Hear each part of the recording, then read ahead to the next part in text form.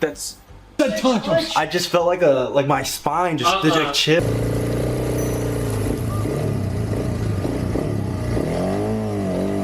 That we're gonna abandon camp because...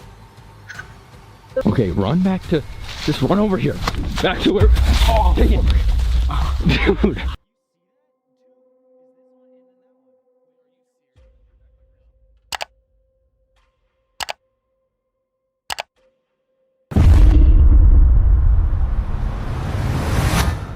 February 3rd, 2023. In the frozen hills of the United Kingdom, Claire, the mind behind the YouTube channel Wild Bear, ventured out for another solo night in nature. Her goal was simple: find an old stone hut and turn it into shelter using just a tarp, despite forecasts warning of rough weather ahead. The hike ended at a small ruin made of stacked gray stones, its roof long gone. Claire cleared a patch of ground, dropped her pack, and got to work fast. I'll be using that, and I've got the small tarp as backup in case something bad happens to this one. Lots of pegs. I've got some Titan ground anchors as well because I think it's going to be windy. These are my guy lines, and I've got lots of lightweight paracord as well, so hopefully we can put something together with that. I'm gonna guy out the corners first, and then we'll add some more on as well.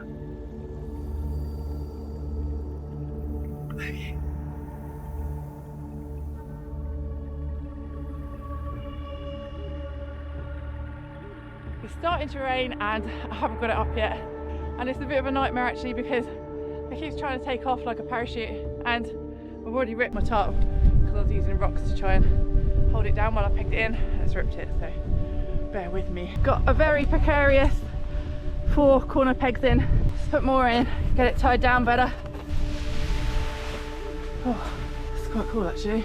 Alright, we definitely need more guys on this or it's just going to fly off.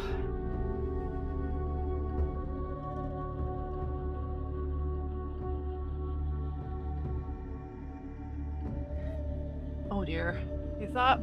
That was hard work, really hard work. I've ripped my tarp in 2 places. The guy lines were a nightmare to put into the ground because it's all rock. I just can't get the pegs in, so they're basically being held down by big rocks, and there was no point bringing these because there's no ground for them to go into. But I think it's pretty sturdy. It seems to be holding up nice at the moment, and it's a lovely little nook inside. So of course you can't weigh the top down with rocks to hold the tarp down because wind catches it, the rocks could land on your head and kill you, so don't do that. Use guy line. Here I am in my amazing little nook. Now that it's up, I really love it, but I've wrecked my tarp. I've absolutely battered it, and that is no fault of the tarp at all. It's because I've been dragging it against really sharp rocks. So if it holds up during the night without sort of tearing all across the middle, that will be amazing. So I think I'm going to get my stuff set out now. It is about 3:15, so I guess it will be dark in about 45 minutes. I am all set up for the night. Let me show you around. So my sleep system is all set up. I've got my sit mat, my ground tarp, that's a DD Magic carpet. It's my clothes, electronics, filming stuff. Got my food here, cook set, water. This is unfiltered water in the bottles, and I've got my Life Straw filter bottle, so when I want to drink, just fill that up with water. The rain's coming down a bit now, just slightly. I'm going to get my dinner started. I am Marvin and going to get my nice warm clothes on. I've fashioned a little hanging light so I can move my light around wherever I want it. It's really gorgeous in here.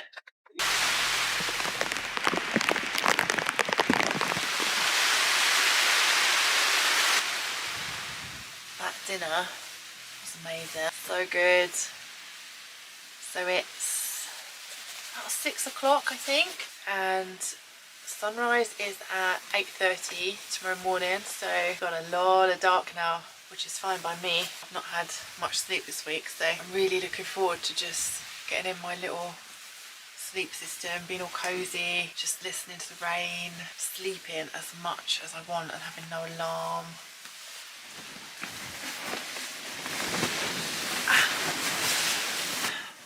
That is so comfy. It's bliss. I can just lay here, watch my tarp fly away into oblivion. From the beginning, the tarp fought her every gust of wind, made it whip and twist. She pressed a rock onto one corner to keep it steady, only to see a small tear appear near the edge. Still, she pressed on, tying each line tighter until it finally held. Inside, a fragile calm settled in. The little space glowed from her stove's flame. She laid out her sleeping bag, sorted her gear, and spoke quietly about the storm moving closer. For a while, she managed to tune out the roaring wind outside. By 6 p.m., darkness covered the valley.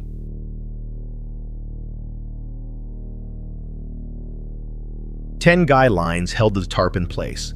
Rain pounded the roof, but it stayed firm. Then came the subtle shift. First a drip, then a steady trickle through the seams. The air turned colder by the minute. Around 8 p.m., she caught the sound on camera, a loud tearing noise above her head. The tarp had failed. What followed was chaos, flapping fabric, rain, flooding in everything soaked. By 10 o'clock, Claire made her choice. She packed what she could, stepped out into the storm, and started the long descent alone. At dawn, she returned. The tarp lay shredded, ripped apart by the sharp stone edges of the old structure. It wasn't the wind that defeated her, she said. It was the ruin itself. Most agreed she made the right call, leaving when she did. Yet, as she stared back at the silent hut, many viewers couldn't shake one thought: if the storm hadn't driven her out, what else might have? March 20th, 2023. Aboard one of California's most haunted ships, the Star of India YouTuber FaZe Rug began filming what he thought would be another late-night collaboration with Sam and Colby. Known for his lighthearted challenges and upbeat style, Rug had recently ventured into the world of haunted investigations, places where the unknown sometimes answers back. But this time, the ship had its own unsettling story to tell. The night began like many of their ghost hunts: quiet introductions, camera setups, and a guided walk through the ship's narrow, echoing halls. They listened to the tales of those said to linger on board. This is the saloon area. It's one of the most haunted areas on the ship, as far as you want to say a spirit has a home base. It's the first mate's cabin, which is this right here. Oh, great. Starting off real bad. Nice. Tiny. Yeah. A British Army captain named McBarnett. So he got promoted, and I'm doing that air quotes thing, to a posting in New Zealand. Basically, he screwed up real bad, and we're trying to get rid of him without firing him. He did not want to go as an alcoholic. After he had managed to consume about half of the scotch on the ship, the captain cut him off. We've just taken his only medication away from him. He slit his own throat right in this room. Ooh. In this room. In that room. The ship's surgeon stitched him up. He actually ended up being put on watch. And he actually took off all the bandages and stitching. I don't know if I'm just like tripping, but I think I saw like a little like shadow over there. I don't know. Maybe I'm just seeing things because now I'm scared. Please say that was creepy. Another way that he'll show his presence, you'll get this. Whoa. Opposite swing, and if the boat was rocking, they could be moving together. As you can see right now, they're both kind of coming to a stop. Where he fell from was the Tgallant Yard, which if you look up there, it's the second one from the top. Oh, that's fun. He didn't die right away. No, he fell from the Tgallant Yard, starboard side, and he landed approximately here, right in this general area. He broke both legs and was knocked unconscious on impact. He never regained consciousness, but he did linger for 4 days. He was like 15 years old. He's a very playful spirit. Well, I'm gonna take you to the place where the accident happened. Oh gosh. This man's name was never recorded in even the ship's log. We don't know what his name was. We're gonna come down this ladder. This is where the story happened. Our unnamed crewmen, they were weighing the anchor, which means bringing the anchor up out of the water to get the ship underway. They're bringing it up. He's down there in the chain locker laying it out. There was a catastrophic mechanical malfunction with the anchor windlass, which is 2 levels above. The anchor redeployed, dropped, gravity carried it right to the bottom of the ocean. While he was in here with this chain, he got tangled up in it and pulled out through that. Oh! Right here? What? Is uncomfortable to imagine what happened to him. It was like not good. All right, guys, it's time for the investigation. We're starting in the saloon with the captain. Music box, it's a motion sensor. When you turn it on, it's gonna calibrate. Plays a creepy song like this. There we go. Oh. So now, anything motion will do this. So it's not supposed to go off. Wait, could you turn around really quick? No, please. I'm not even kidding, bro. Do you see that? 2 is this one and then that one. Look at this. Giant scratch all the way down. I didn't feel any. Has anyone been scratched before? Because I've been scratched on my back. You feel it in the moment. I don't think I've ever felt it actually happen. I've never felt it, but either some people will point it out or I'll notice it when I get home. Guys, this is the REM pod. If you get close to it, it makes noise. So I was thinking we put it in the room where somebody bled out right there. Maybe we just do it on the bed because you would think if he died here, it'd probably die He bled over out here. on the bed, yeah. Just like this, guys, if you go into the field, it makes noise. As simple as that. So if we're on the table and we hear something, it's that. It could not be us at all. Yeah, next one. This is an obelisk. It basically reads. Oh, did you hear Dude, the look, already, bro. Hold on. We're this far away. Is there someone in there? Oh, it answered. Hold on. Can you make that light go off a little more? It just go, oh my god! Oh!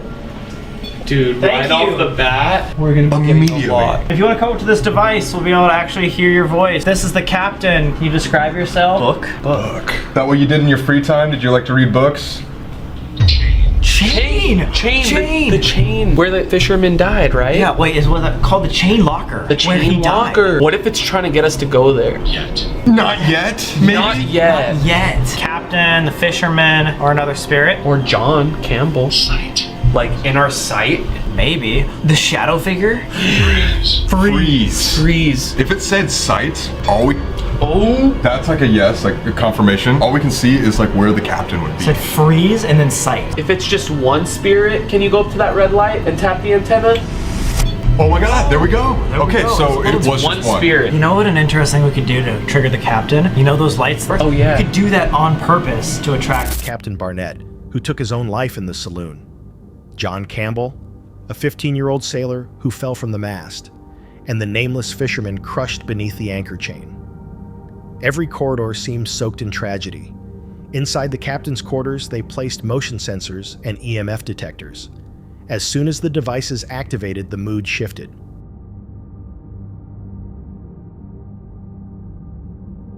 Rugg winced and reached for his neck. 3 long red scratches had appeared out of nowhere. They were deep enough to see, but painless when they formed. Sam and Colby stared stunned. Then the Ovilus device spoke its first word chain. Seconds later came another rope, both words directly linked to the fisherman's story. Following the clues, they climbed down into the chain locker, a tight, suffocating chamber below deck.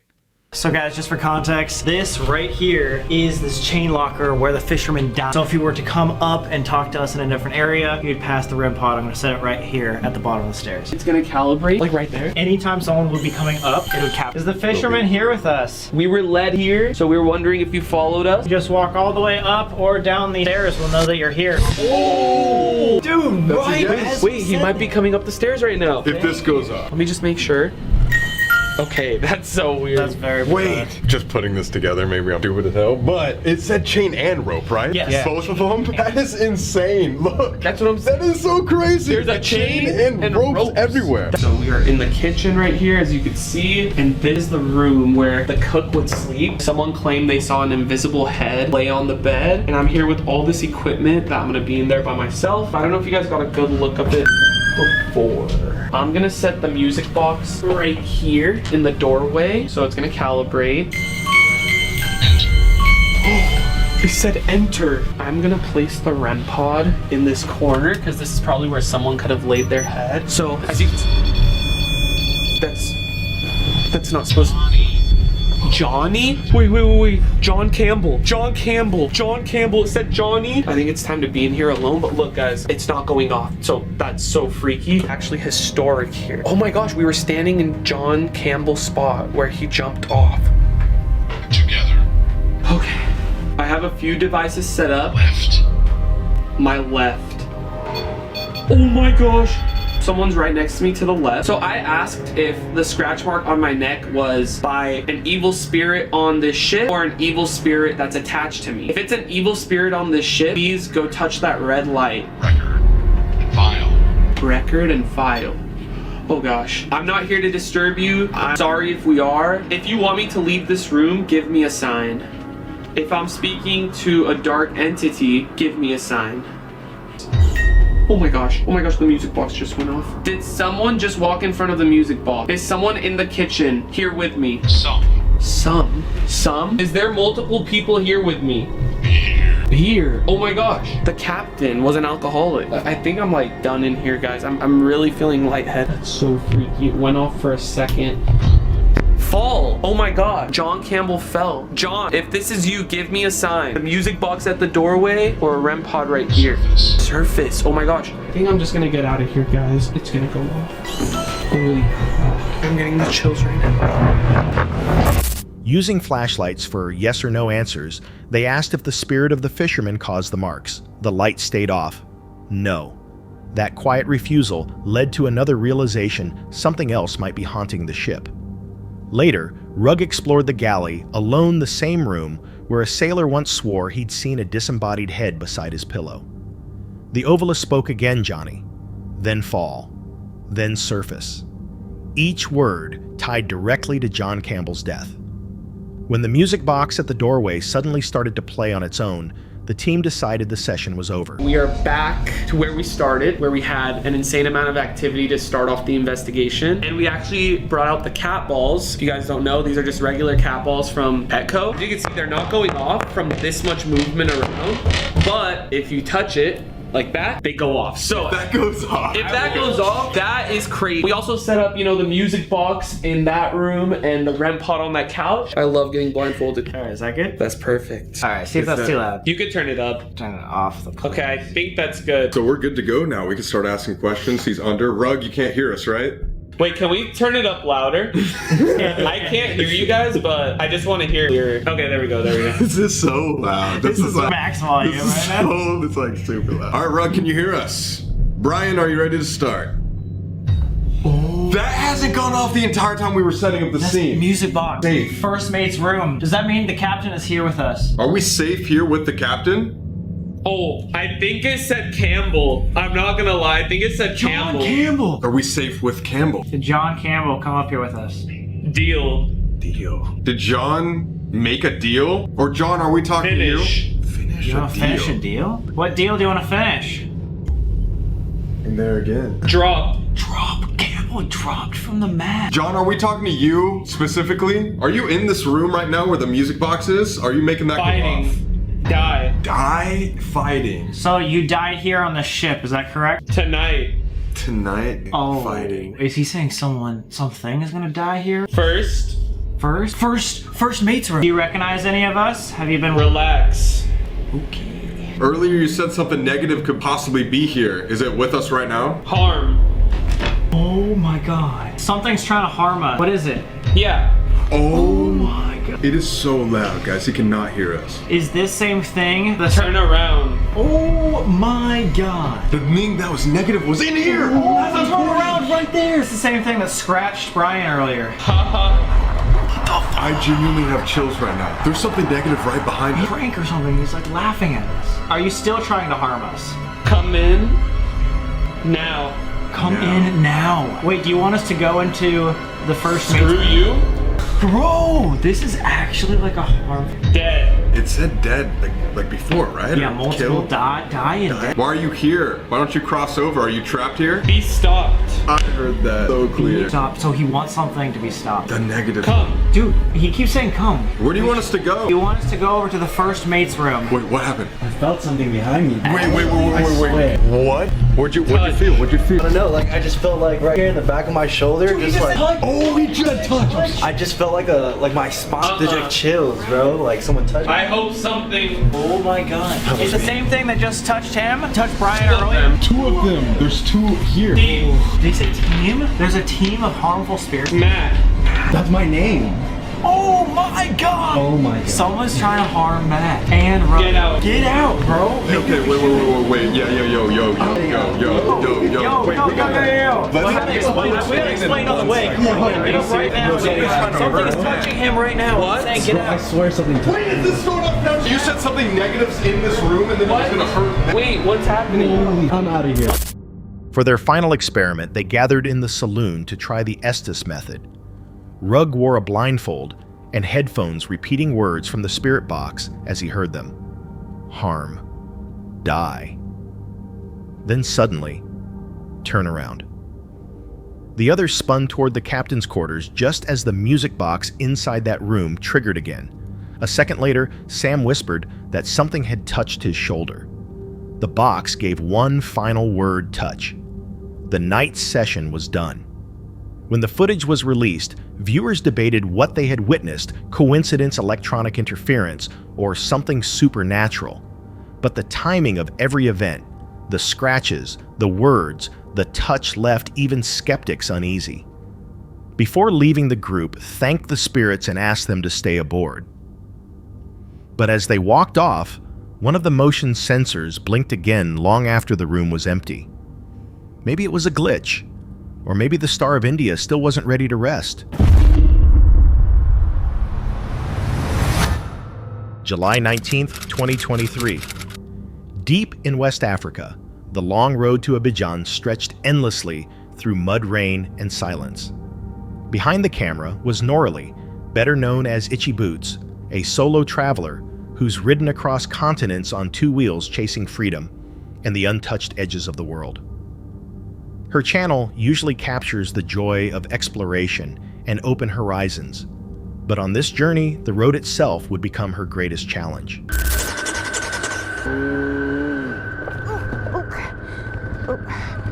Let me hit.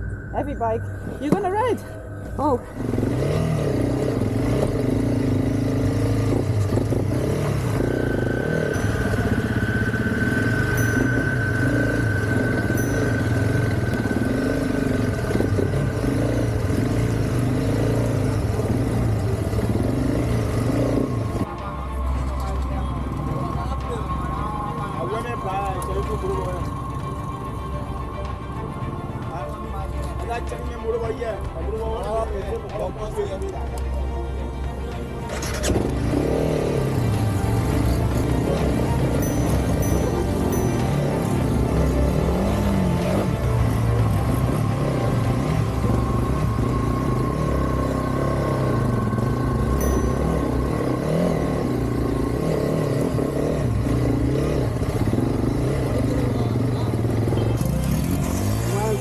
She can be crying. Just go now. She can be crying. Take 10, the engine, take 10, engine, I'll be okay. Yeah, you will still get out of this. Don't worry.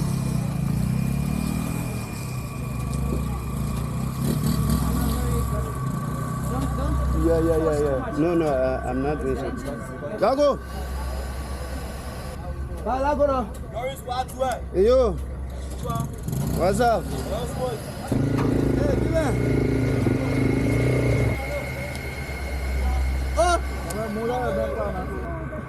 What dog? Yeah, not bad, bro. Yeah. What dog? Hey, mama, wait, move on the jump back here. Let me have this guy.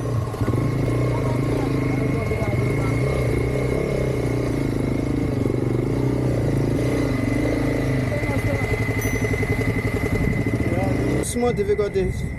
Small difficult? Yeah. No, small difficult. Let's just cross the last track. Okay, then the engine must cool down. Yeah, cool down. Because it's getting too hot. But this is the worst part, right? Yeah. No, the worst one. Worst one? Yeah, but the very place that I find it difficult from the beginning, it's much easier than this one. So let's just help you cross it. We wish there's a little building right here. Yeah, we'll pack it. But then after that, until the border with Côte d'Ivoire, it's okay? No. Quota. It's okay? Yeah, it's okay. How long have you been here stuck? 2 weeks. 2 weeks. One more plus. And still more people are coming, they don't know. Yeah. No solution right now. Nobody coming to fix the road? Nobody, no government, Nothing. Yeah. Oh man, I'm sorry. Yeah, it's not good,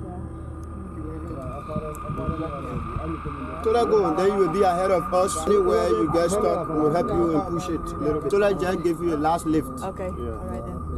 Thank you. Well, look at the distance. My man, a small window. Yeah.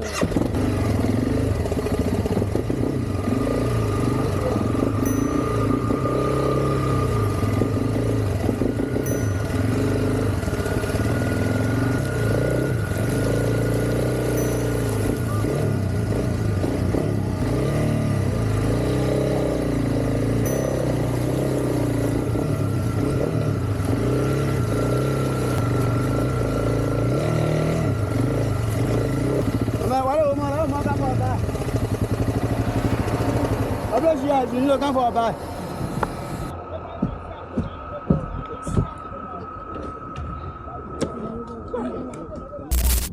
The highway ahead looked less like pavement and more like a river of mud. Trucks and buses sat stranded, their wheels buried deep in sludge. Norley carefully guided her motorcycle Alaska through the chaos, but every few meters the tires sank again, spinning helplessly. Thick mud clung to her boots and pants, and the bike grew heavier with every attempt to push it free. Around her, engines roared, people shouted, and frustration filled the air, yet the road gave no mercy.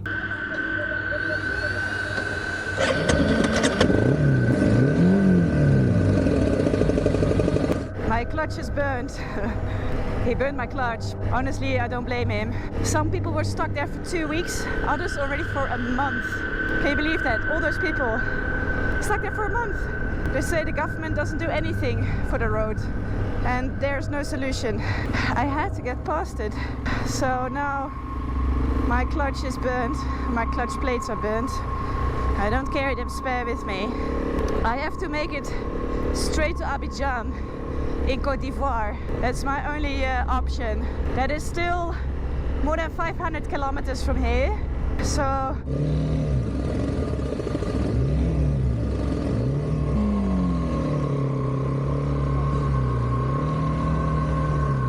I'll do it.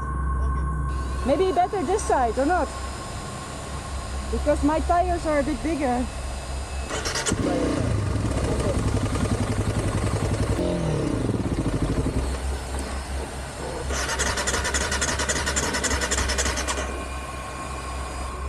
Starting on wish to the next time. Rest small for like 5-10 minutes. Yeah. Yeah, then we pick up. How far to Plibo? Yeah, you will reach Plibo soon.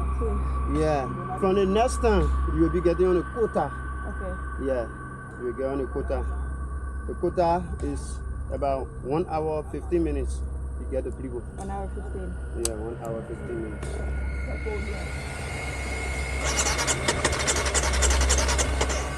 Anyway, I could finally stop to change the battery of my helmet camera because Lawrence, so that's the guy who saved Alaska through the mud, he dropped off his passenger here. So we stopped for a second, so I could finally change the battery because my helmet camera died a long time ago. It was really bad.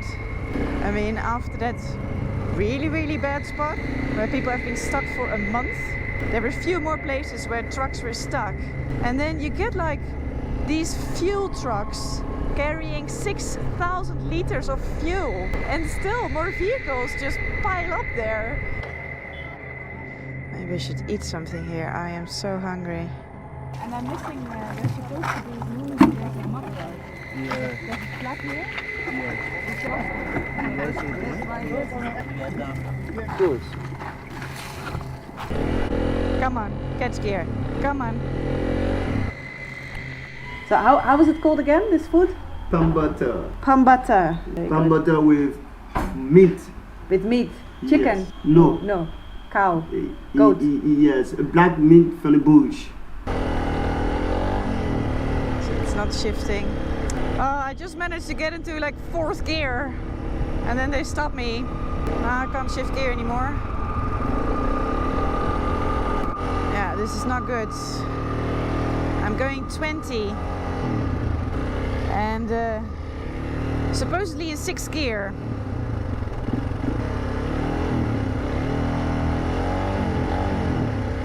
Oh no. Come on, come on, come on. It's like as if the clutch is in all the time, but it's not. But this is a problem. This is a problem. The gears resisted and the engine stuttered under strain. The clutch was burnt, too much friction, too little rest. Alaska had carried her across continents, but now the machine that symbolized freedom could barely move forward. She had no spare parts, no mechanic, and still more than 500 kilometers to go before Abidjan. Norley pressed on anyway. She stopped in a small town to clean the mud off and shared a simple meal before saying goodbye to Lawrence.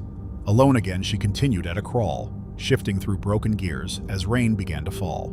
The road ahead was long, but she refused to stop. Even with her motorcycle failing beneath her, Noralie rode on slow, steady, and unshaken. Later viewers called Lawrence a hero, a quiet symbol of how kindness survives even in the hardest places. Others saw in the struggle not just a broken machine, but proof of how fragile adventure can be when the road decides to fight back. By the end, Noralie was still riding slower than ever, but unbroken.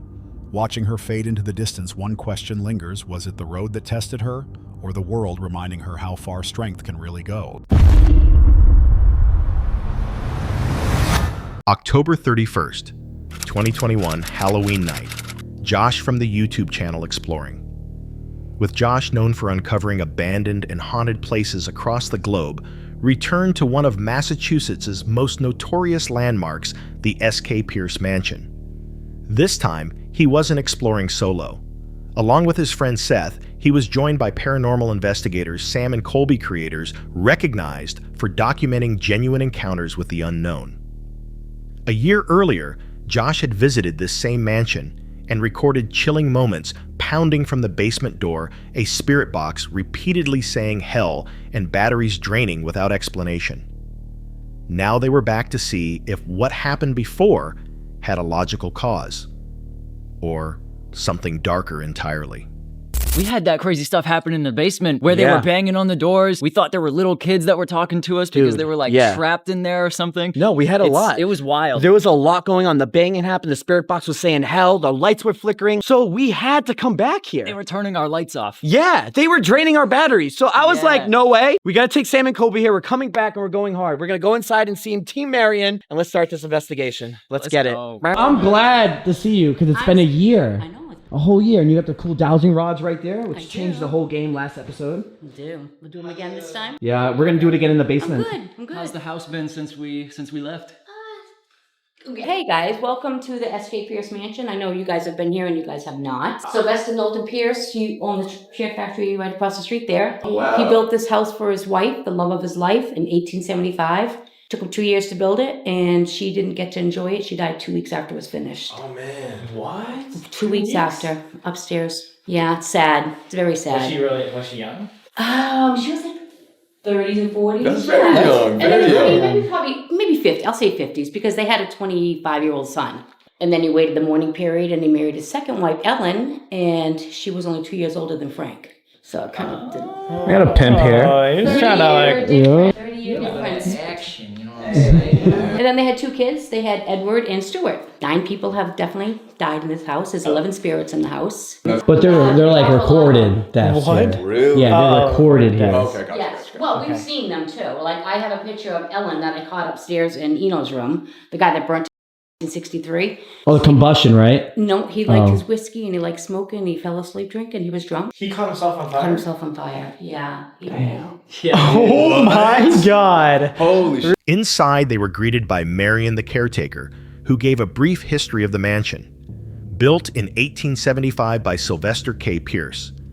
For his wife, the grand house turned tragic when she died just 2 weeks after moving in. Through the years, at least 9 deaths occurred here, and Marion claimed some spirits still lingered. Among them was Eno, a man who drank whiskey smoked in bed and died in flames in 1963. Beneath the mansion, inside an old kiln, the previous owner once discovered human remains later identified as those of a 16-year-old girl. Marion insisted that no entities were evil, only restless, especially the spirits of children like Gordon, who drowned nearby, and Rachel, who died at just 2 years old. That night, the group explored floor by floor. On the 3rd floor, their infrared light began to fail, even though it had been fully charged. As soon as the devices powered on a REM pod triggered, and the EVP recorder caught a faint whisper, a quiet no. Moments later, another voice responded yes, when asked if it disliked visitors. A cat ball resting on a bed suddenly lit up at the exact moment they mentioned its name. How is this one? Oh my God, it's dark. What I want is because remember how Marion's story someone got picked up and thrown down? Yeah. I'm thinking like maybe someone's like haunting them. So maybe we should just stay here and put some REM pods down. Yeah, definitely. And try to like set something up. So I got the music box here. I'm just gonna place it in the center. Actually no, I'm gonna place it like here. Yep, go watch. See? That's how it works, guys.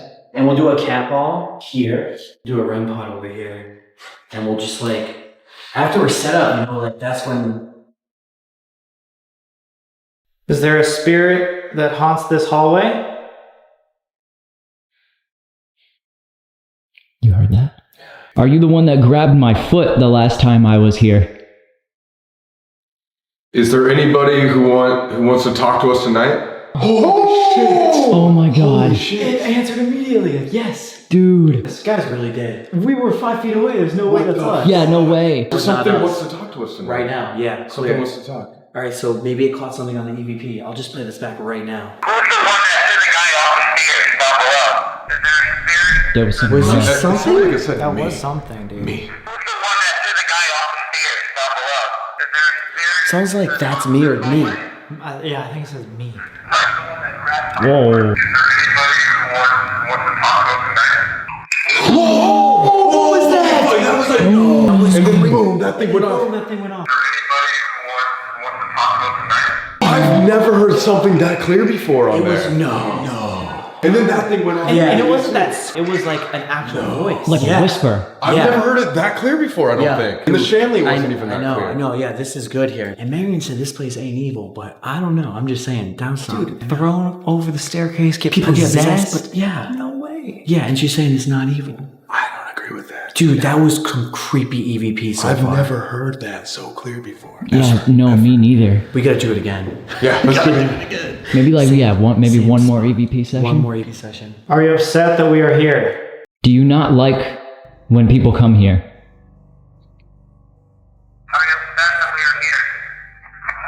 No or yes, one or the other. That was an answer to yours. Yeah, to my question. Wait, what did it say? All right, let's go. No. Yes. Clear. They don't like when people come here. Is there a spirit here that died in his bed? Can you make one of our devices go off? Does this look familiar to you? Did you use a lighter like this to smoke and drink? Is this how you burn to death? Can you lay on this bed for us? If you lay on the... What the fuck? Holy fuck. Midway, I was gonna ask another question, but it just went off. Was that you? That just touched the device? Dude, my heart's pounding. I did not expect that to happen. That's legit. Yo, Seth, put your lighter closer to it. Like, to the bed. Were you laying on the bed?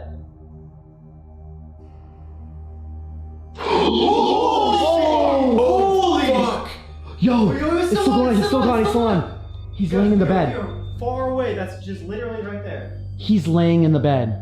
And dude, it went off crazy when you put the lighter closer to the bed.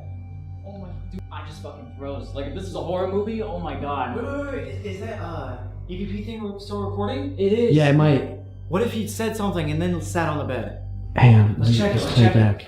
Downstairs, inside Eno's old room, they placed a whiskey bottle lighter and REM pod on the bed objects meant to provoke a response.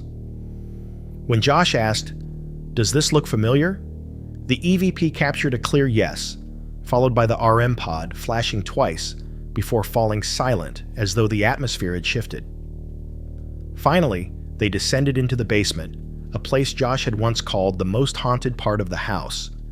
Within seconds, the SLS camera picked up a human-shaped figure standing on the stairs. The dowsing rods identified it as Dave, the former gardener, who didn't want them there.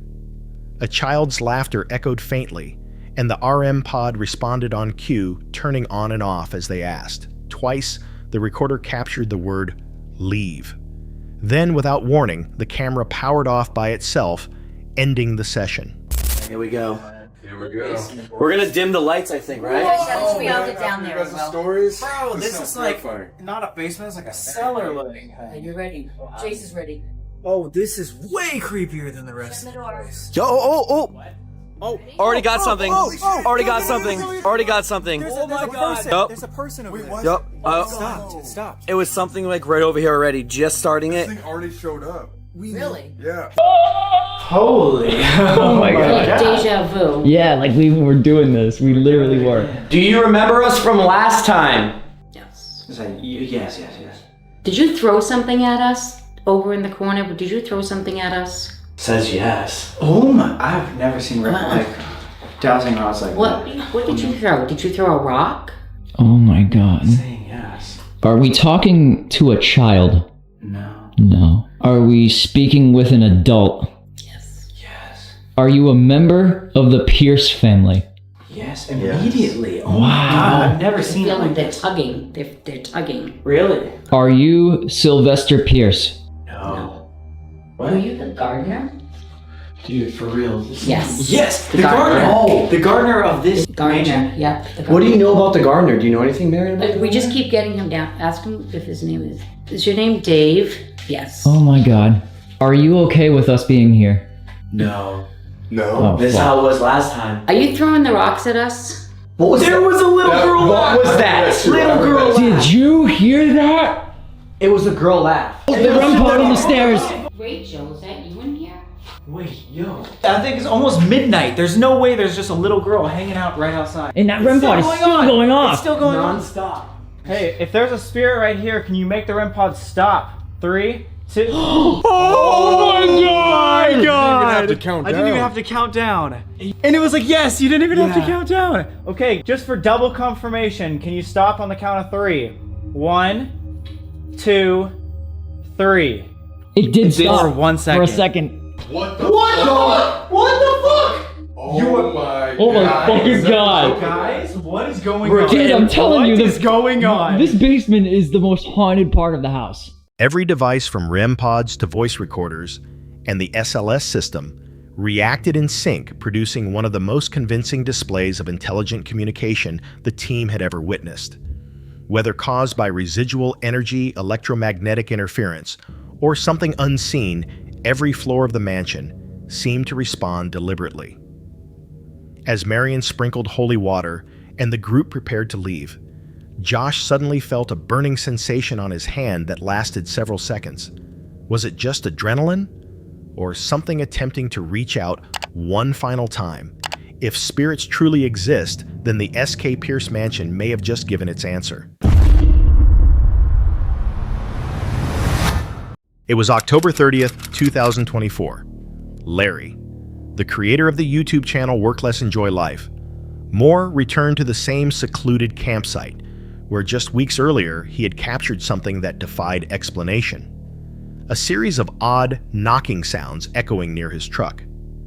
Known for his peaceful outdoor trips and pickup camping videos, Larry figured Halloween night was the perfect time to go back and see if it would happen again. I figure, since we're right here at Halloween, where better to have a Halloween special video than at the exact same location I made my last video, which is right where I heard those really creepy knocks, like right here at my camp.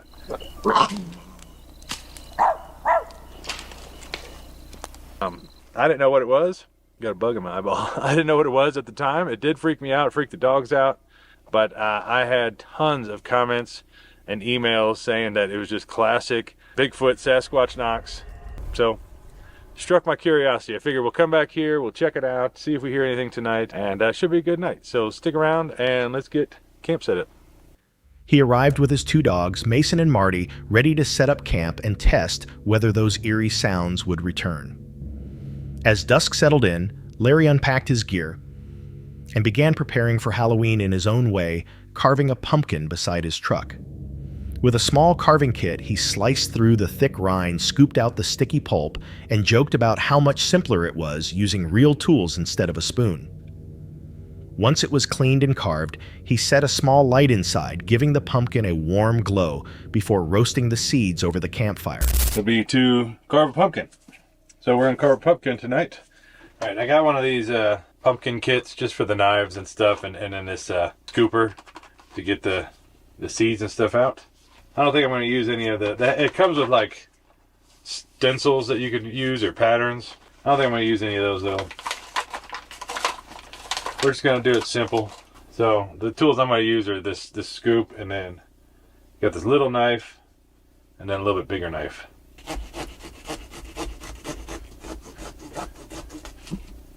All right. It's been so long since I did one of these pumpkins, and I do remember that these worked so much better. As a kid, I used to Just use like a spoon, regular spoon. I just didn't cut it very well.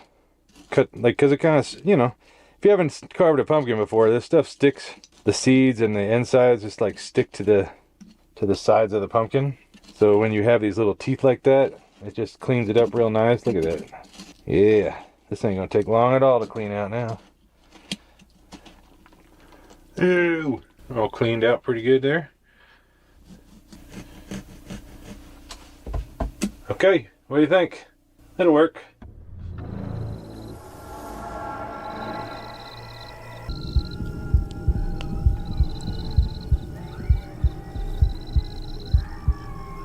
Later that night, Larry took time to address a wave of comments from viewers who believed he had left his dogs outside during the last trip. Calmly, he assured them that he never would, especially after what he heard that night. Sitting quietly by the fire, he admitted the memory still unsettled him. So I want to clear something up. On the last video, I had an insane amount of people think that I left my dogs outside, like throughout the night. I don't get what part of the last video got people to think that, but yeah, it was kind of, I don't know, I got just bombarded by rude comments, and a bunch of people said they were leaving the channel, they weren't going to subscribe anymore, or they were going to unsubscribe and leave or whatever, and I just don't get it. If any of these people have watched more than like one of my videos, you'd see that I take very good care. Would I ever leave my dogs outside, especially overnight? And to top it all off, even on top of that, last time I was hearing creepy sounds out there, and then I brought them in basically as soon as I heard the second sounds, and I was out there, and I was just done being out there because of what was going on. Yeah, and since we've been sitting here, I've been kind of like, my anxiety's kind of built up because on that last video I was sitting here eating dinner when I heard like the first loud crashing sounds out here. So he cracked his truck window open slightly, hoping to catch any strange sounds coming from the woods. To unwind, he roasted a few chocolate-stuffed marshmallows, explaining that he preferred them burnt black on the outside, but firm inside. The forest stayed silent. No knocks, no movement, only the faint crackling of the fire as the night came to a close. By morning, Larry reflected on how calm everything had been. Whatever had caused those mysterious knocks before, whether an animal or something else, hadn't come back. The woods felt peaceful again, almost normal. Still, one question lingered if those knocks weren't from Bigfoot. Then what had been watching him that first night? It was October 2018 when Kent the Creator, behind Kent Survival, uploaded his Halloween special. Known for his outdoor adventures, bushcraft builds, and quiet nights deep in the wilderness. This time, he chose a place very different from his usual camps. Joined by fellow outdoorsman Tom, he set out for Pluckley, an English village long regarded as the most haunted in the United Kingdom. Among its legends stands the ruined St. Mary's Church, built in the 13th century and destroyed by a German V-1 bomb during World War II. Well, I'm here in Pluckley now, St. Leonard's Church behind me. I'm sat in the cemetery with my Ghost Stories book. For decades, Pluckley rejoiced under the title of the most haunted village in England. I say rejoiced, but over the years Pluckley's spooky status attracted not just lovers of ghost stories, but also a rowdy element which would descend on the village at Halloween, making a nuisance of themselves. So much annoyance was caused that the police took to cordoning off the village on the night of the 31st October and sending visitors elsewhere. Pluckley's most haunted title was awarded because at least a dozen ghosts are claimed to haunt its houses, streets and immediate surroundings. Apparently the Red Lady haunts St. Nicholas Church, usually inside, but she occasionally wanders around the graveyard too. The church is also haunted by a woman in white, believed to be former Lady Daring, and in addition her little white dog. The woods we're staying in tonight, Daring Woods, are named after the family that the ghost that resides here comes from, but they are locally called the Screaming Woods, so we'll find out if that's true. Locals still whisper of a strange mist rising from its consecrated ground, often mistaken for smoke from unseen fires, some believe it's the restless energy of those still buried there. That night, Kent and Tom left their familiar forest behind and ventured into Deering Woods, better known by its eerie nickname, the Screaming Woods. They arrived just as daylight faded, parking near the forest's edge. We've come far enough, can't hear the road or anything now. Just got to find a nice flat opening somewhere. Right, so we're just walking into the woods. We've got quite far in, and you might just be able to make out over there. Hang on.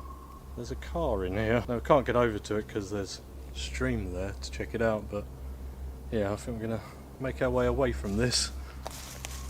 Bodies in it. Yeah, so we've just done the walk in, saw a few weird things, and when we got to camp here we heard screaming, so that's our first scream of the Screaming Woods. I think it was a fox, hopefully. But yeah, walking through these woods kind of reminded me a bit of the Blair Witch Woods. Kind of very close, claustrophobic, unkept, and quite hard to manoeuvre around. 5, 6, 7 years since I was last here, quite a while ago now, and that was on a Halloween as well, but didn't spend the night. This would be my first full night in the woods, at the Screaming Woods.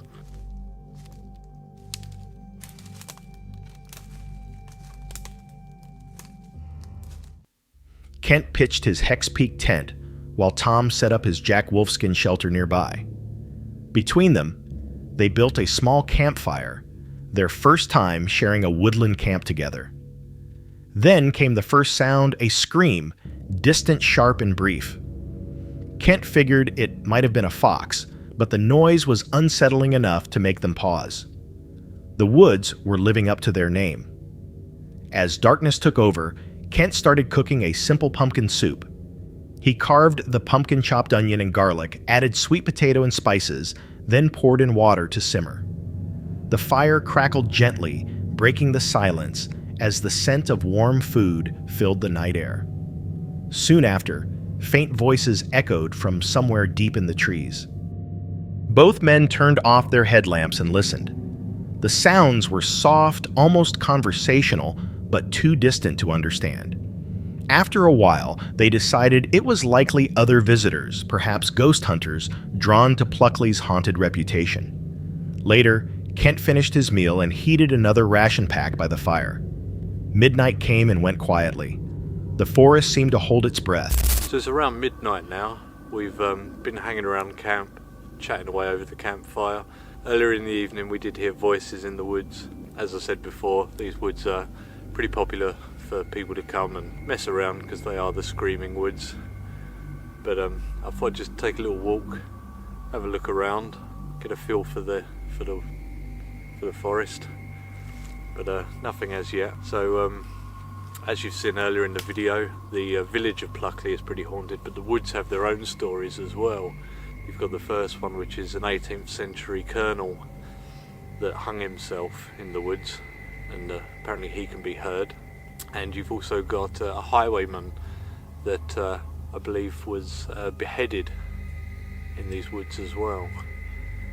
There's also some other kind of folklore stories as well. Apparently in the 40s there was a pile of bodies found in these woods, around 20 or so.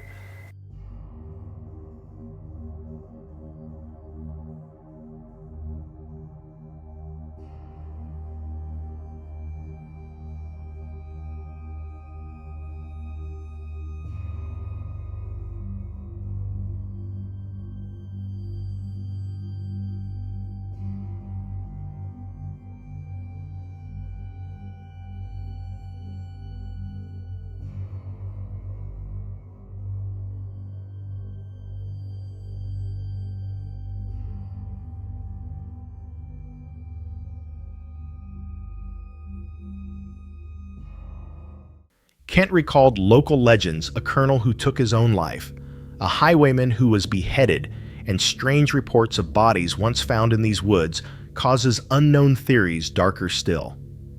When the fire finally dimmed, they settled into their tents. No more screams, no more voices, only the calm rhythm of the forest. By sunrise, the Screaming Woods looked peaceful again, just trees, silence, and cold ground. No ghosts, no shadows, nothing to prove the story's true. Yet something about the place lingered a feeling that the legends weren't just tales, but echoes waiting to return.